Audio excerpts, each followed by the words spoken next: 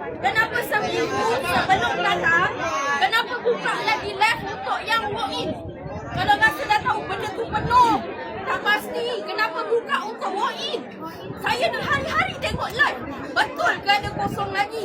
Betul ke nanti ada tak jadi masalah?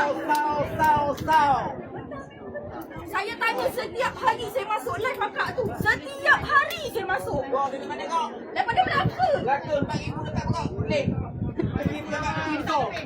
Cuma fikir, budak ni dah semangat. Kalau hantar balik, siri kedua, siri ketiga, siri seterusnya, rasa-rasa nak pergi tak budak ni? Cuba tanya. Bukan dipaksa, kita tak paksa. Dia yang nak.